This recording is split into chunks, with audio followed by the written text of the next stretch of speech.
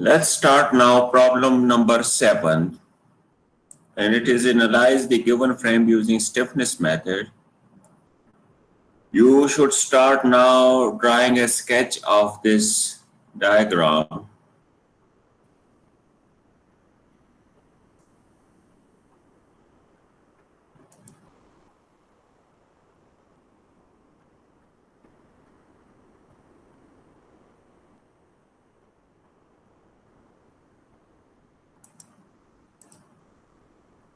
Now you can see joint A at the bottom left, it is a fixed joint. B, just above this we have joint B, a rigid joint. Then in line with B,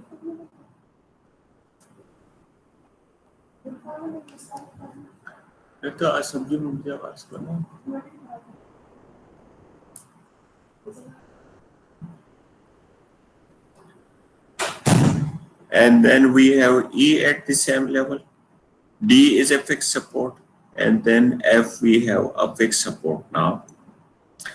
AB, this left member is having a 6 ton per meter rightward directed UDL, and 2I is the moment of inertia of this member.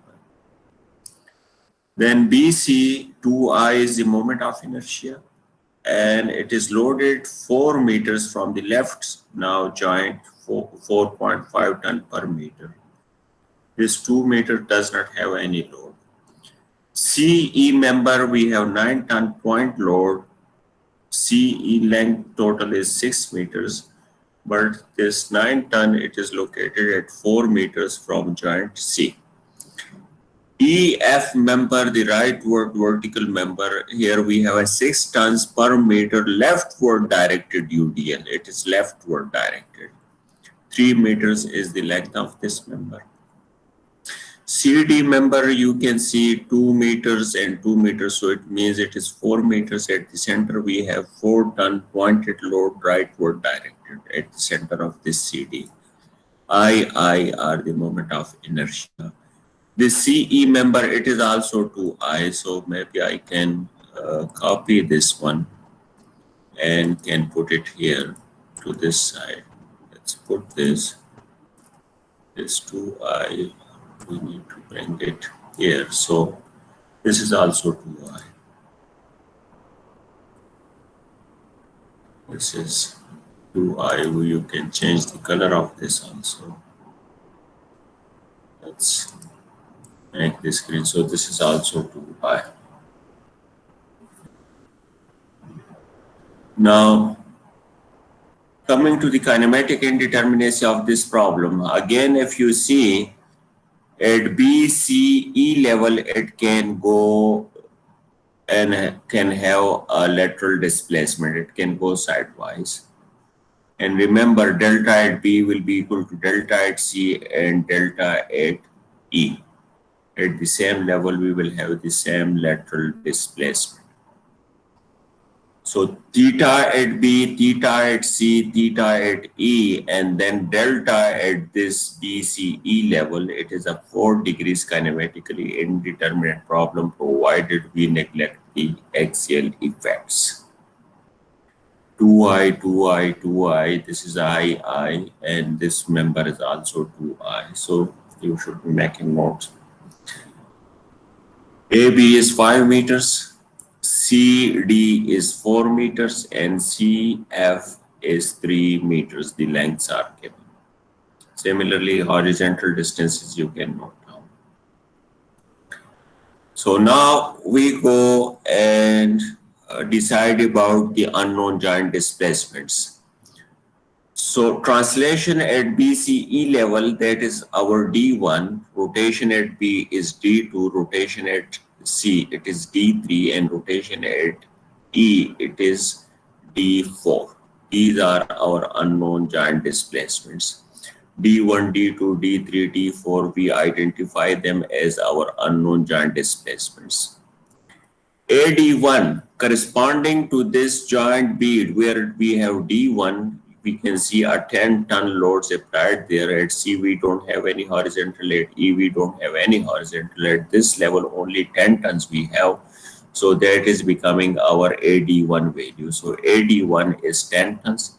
AD2, 3 and 4 corresponding to D2, D3 and D4, we don't have any externally applied action, which is moment in this case. So it means all these three values are 0.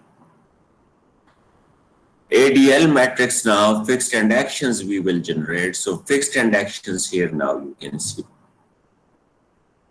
This was the vertical member AB, this was CD, and this is EF.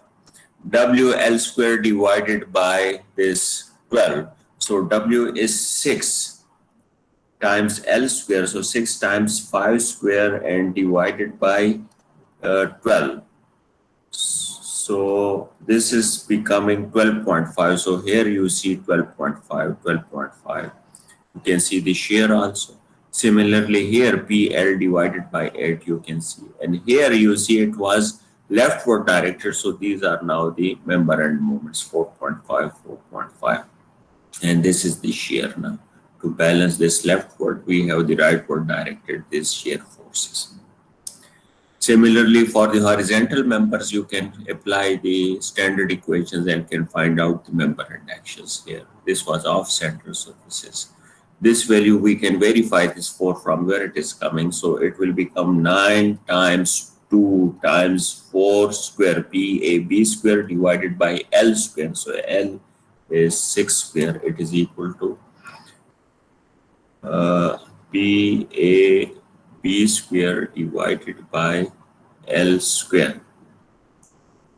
So it is becoming PAB square divided by L square. It is becoming 8 tons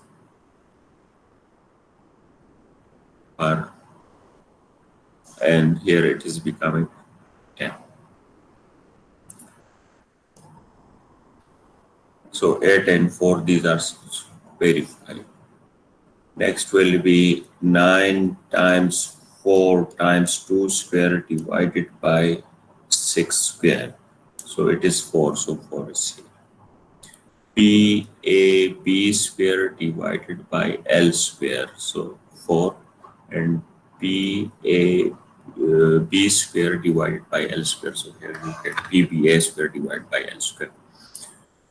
Okay, now ADL1 was ADL1 will be corresponding to D1, and D1 was the horizontal translation at this BCE level. So here we don't have any horizontal, here we don't have any horizontal, here we don't have any horizontal, here we don't have any horizontal. But here we do at the same level, which is joint B now. So this is minus 15, minus 2, so minus 17 and plus 9, so means it should be minus 8 tons. Let's see now. ADL1 you see here minus 8, and you can see here the calculations minus 15, minus 2 and plus 9. ADL2 corresponding moments we will be looking at joint B now, corresponding to theta B, which was our D2, which was a rotation. So moments we will be looking for. And it is minus 12 plus 12.5. So this should be minus 0.5. And here now you see this is 12.5 minus 12. Let's see which one is positive, which one is negative. This is 12.5 clockwise. So this is positive, counterclockwise 12. So this is minus 12. So 12.5 minus 12, it is minus, this is plus 0.5 now.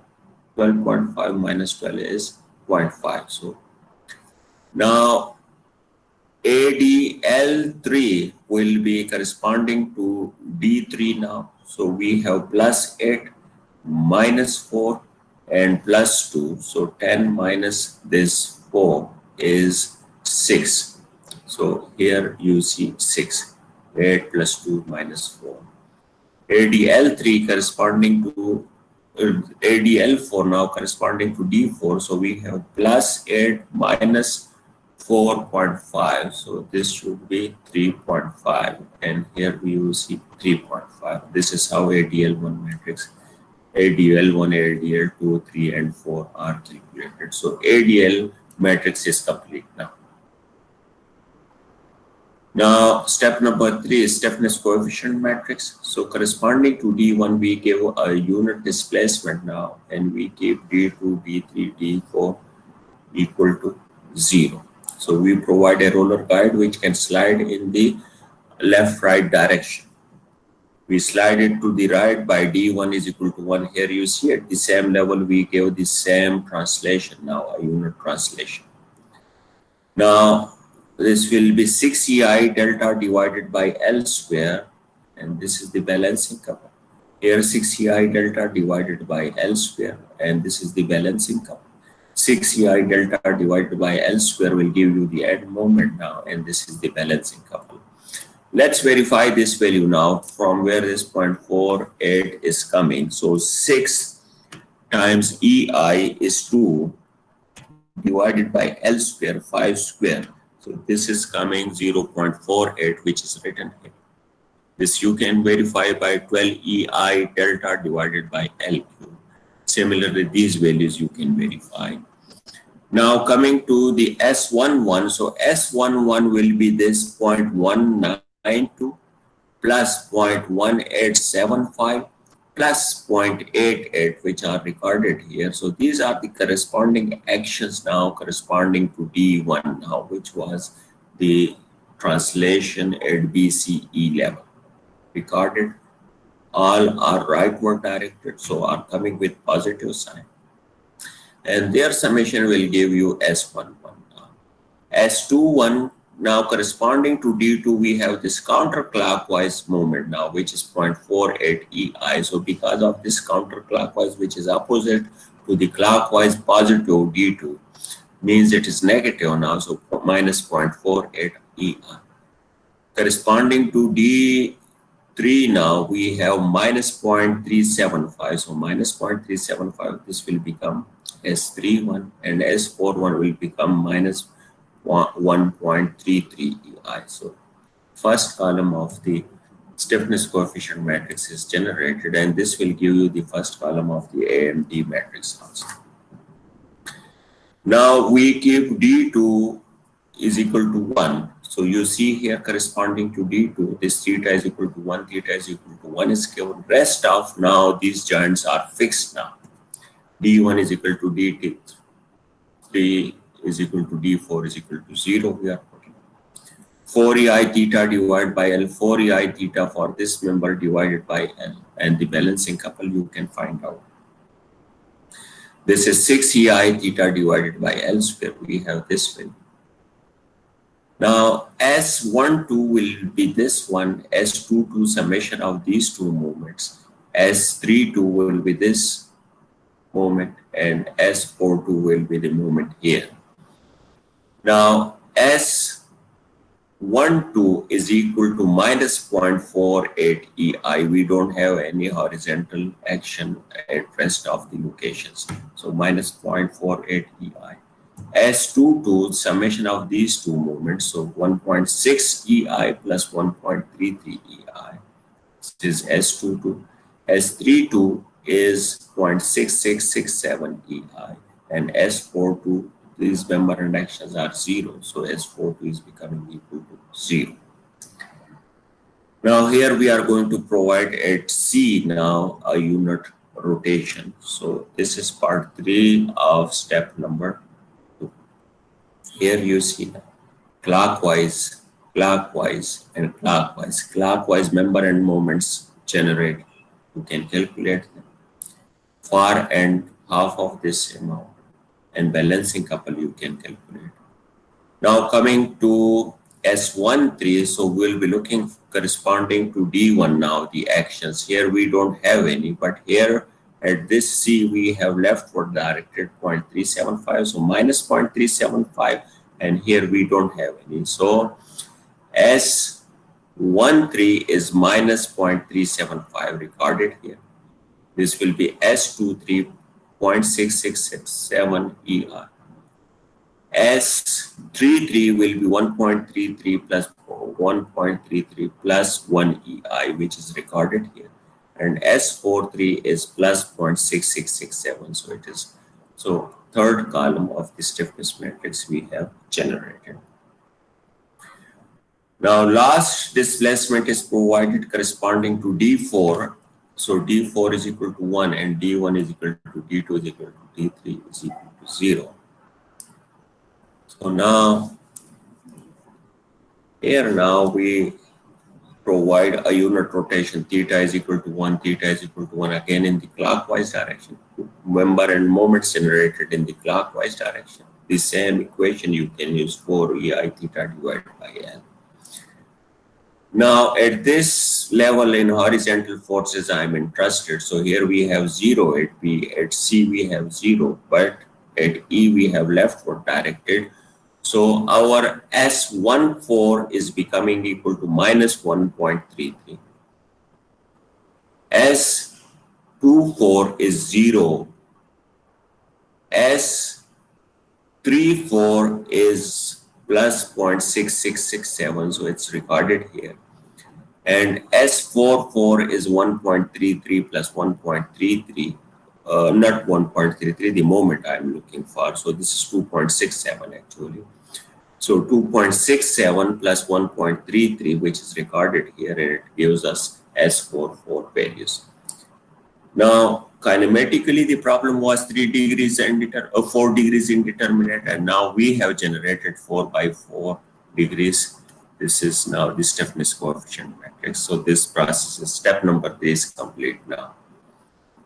Now with this, what we do, we write the equilibrium condition and solve this equilibrium condition for the unknown giant displacements, and this way we find out D1, D2, D3, which are given here. Again, member shear forces and the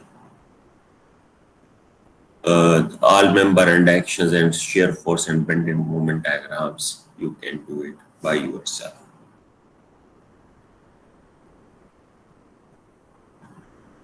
Coming to the last one now, problem for today's discussion. This is a 2-story frame now. So quickly, if you can draw this, you can label the joints also. Let's this left downward, this one fixed support, it is A, B, C, D, E, and F. Label it. The vertical, we have 6M rightward member, 6M and I, 3M and I, the leftward 3M and I, 3 meters means it is the length of this member. I is the moment of inertia. Horizontal, we see 6M and 2I. Horizontal, both members 6 meters and 2I. Now, again, if you see, we have lateral loads at this B level and C level. We don't have any constraints to prevent this lateral displacement. So it is a side sway frame. How it is going to sway now? It is going to sway this way, and this member is going to sway this way. Again, whatever now delta we have at this B level, it will be at the same level, it will be the same. Similarly, whatever we have at this C level, top level, it is going to be the same at this top level at the right joint also. Means in this case now we have 2 lateral displacements now. What at this middle level, which is joint B, and 1 at joint C now. So we got 2 deltas now, and we have 4 rotations now at B, C, D, and E. So this is a 6 degrees kinematically indeterminate problem. 6 degrees kinematically indeterminate problem. So you note down the loading, the geometry, and the eyes, each and everything now, and the support conditions also. So that we go to the next slide.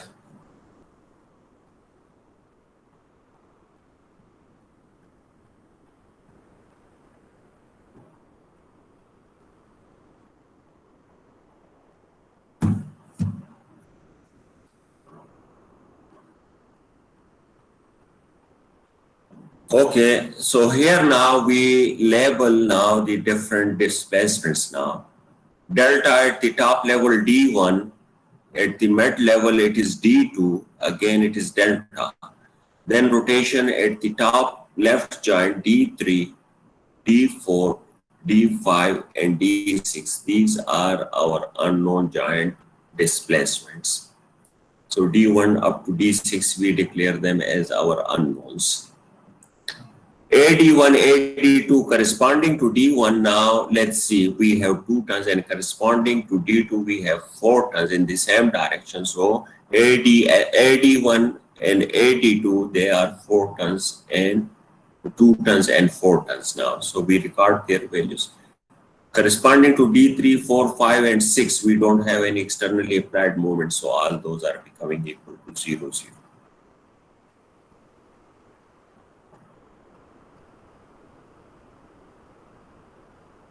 So ADL matrix now we have computed.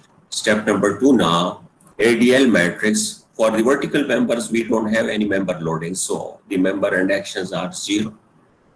For the horizontal members, WL square divided by 12, so you can compute them very quickly for the top and for this middle member also, middle height. So calculate. Now ADL1 will be coming corresponding to D1 now. So we have 0, 0 here, 0 here, and 0 here also. Means ADL1 is equal to 0.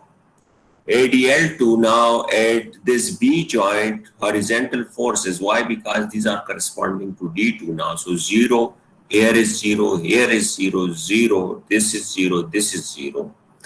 Means ADL2 is also equal to 0. So let's see now. Look, ADL1 is 0, ADL2 is also equal to 0. ADL3 now, moment corresponding to D3 now, ADL3 we are calculating. So here we have 0, but here we have minus 9. So 0 minus 9, ADL3 is minus 9 now. So here you see minus 9. ADL4 now corresponding to D4 now. So we have 0 and here this is plus 9. So you see plus 9.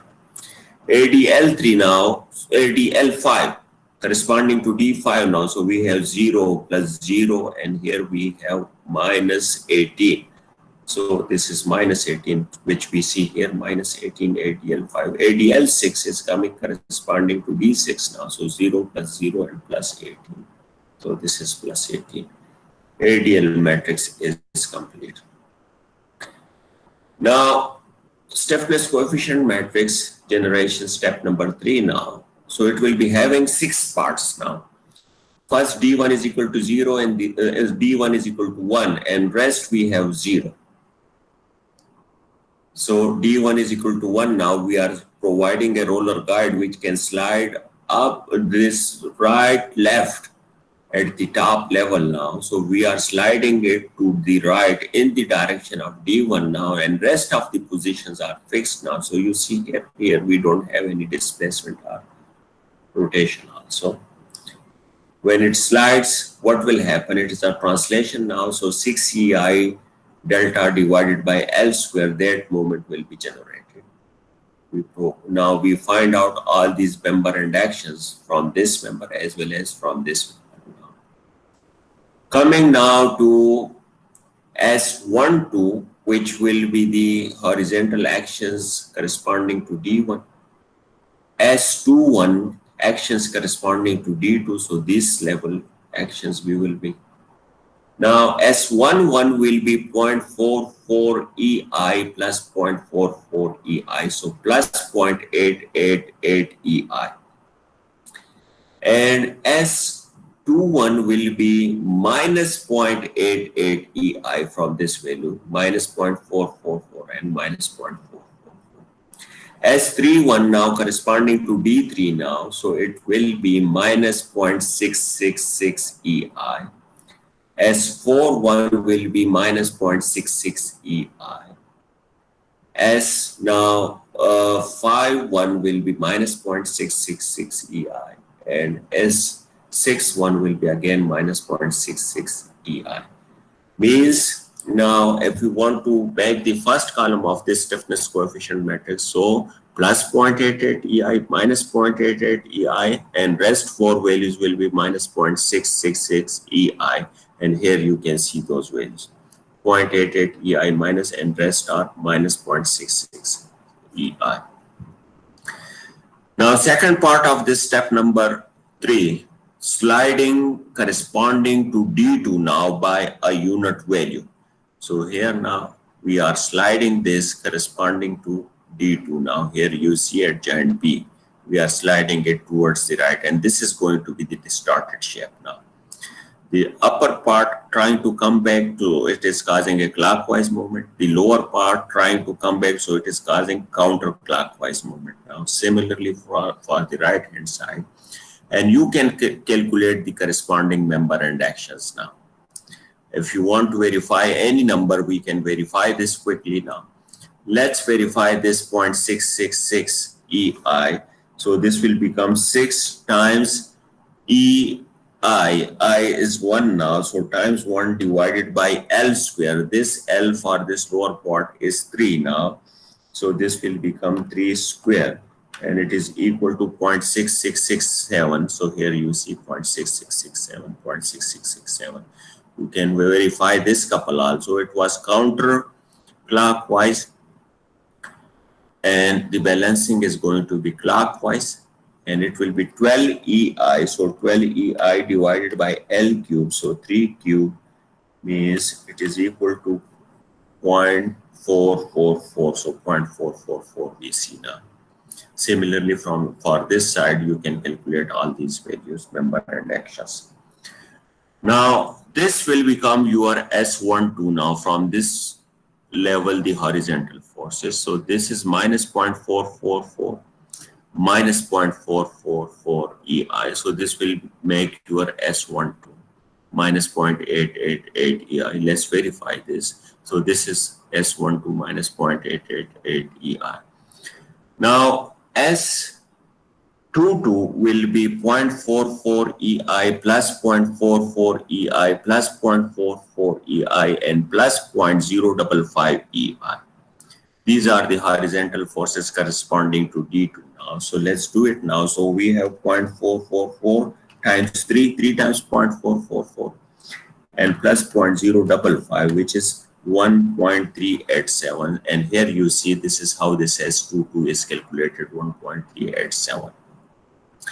The rest are simple now. Here this will become your S32, so it will be 0.666 EI. S42 will be 0.666 EI. Now S52 will be, this is clockwise, so 0.666 EI, and this is counterclockwise 0.66, so plus and minus the same magnitude, this will become 0. And here we will get now 0.666 EI plus and minus 0.166, so it will be 0.5, 0.5. So here you see now this is that 5 to 0 and this is 0.5, so this is the second column of the stiffness coefficient matrix. Now corresponding to D3, we are going to give a unit rotation. So here now D3, we are giving a clockwise rotation, rest we are clamping rest of the joints, and we calculate the corresponding member and actions now. S13 now will be equal to minus 0.666. So here you see now S13 minus 0.166. S23 will be plus 0.666 EI. So here you see 0.66. Now this is S33, which is 0.666. So here this is S33. Let's see now. S33 will be from here now. S33 will be 1.333 EI plus 1.333 EI, so 2.667 EI. So here you see 2.667 EI. This will be 4353, and this will be 63. 63 is 0 now in this case. So let's see 63. Look, it is 0 now, and rest you can calculate. Then corresponding to D4, here at D4 we are coming, and theta is equal to theta clockwise 1 unit degree. Corresponding actions are calculated, and then we go and complete the fourth column of the stiffness coefficient matrix. S14 now, from here we have 0, but here we have minus 0.666. So here you see minus 0.6 S14. S24 at this level now. So here we have 0, I mean, but here we have plus 0.667. So that is how it is recorded. Now this is S34, S44 will be the summation of these two. S54 is equal to 0. 54 you see here is 0, and 64, this 64 is 0.666 EI. So here 0.6. Then corresponding to D5, we provide a unit rotation. You can see here now this is clockwise, this member also rotates by clockwise. Member and actions now. Now, as if somebody is asking me, you give me the value of S55. So very quickly I can do it. This is at 5 due to 5. So 1.33 plus 1.33 plus 1.33. So 1.33 times 3. So 1.333 times 3. It is 3 points. So it is almost 4 now. So S55 is becoming equal to 4. You see here, 4. If somebody is asking me, you give me S15. So I am at 1 due to 5 now. So minus 0.6667. So 15 is minus 0.66. If somebody is asking me that you give me a value of S65, so I'm coming to the 6th location corresponding to D6 now, and due to 5, so it will become 1.333 divided by 2, whatever movement I have, it will be in the clockwise direction, so 1.333 divided by 2, so it should be 0.667, so you see here now 65.6667. So this is completed. Last now what we do is we provide a unit now, the rotation at D6. So D6, and we calculate the corresponding values. And this way we complete the 6th column of the stiffness coefficient matrix, all because of the 6th now activity at the 6th. This is now the stiffness coefficient matrix. Now remember, in the examination, you may not be expecting that you will get a 6x6 problem to solve with the help of these ordinary calculators, without scientific calculators. But remember, somebody can ask you that you just calculate the stiffness coefficient matrix. So from this is now the solution of that problem. You don't need now the high computing capability just to calculate the stiffness coefficient. After this, we write the equilibrium equation, and we already have AD and ADL matrix, and it is solved. So the unknown giant displacements are known now. Now you can write your AM is equal to AML plus AMD times D. Then you can find out the member indexes, and then can draw the shear force and bending moment diagrams now. Now, already this lecture will be posted, so you can go for the assignment 4B part now. And now remember, your assignment 4A and B both will be due next week. So you go and solve this question number 1, question number 2, and then solve this problem also. For this one, you need to ask Mr. Faisal Parvez that what are the horizontal distances and I's for these horizontal members, because they are not given in the problem. Rest the informations are complete. So this is also your assignment number 4, part B. You should complete it. Now you can ask me questions, and after the question we go and decide about the YOC exam. You can turn on now your microphones and can start asking me questions.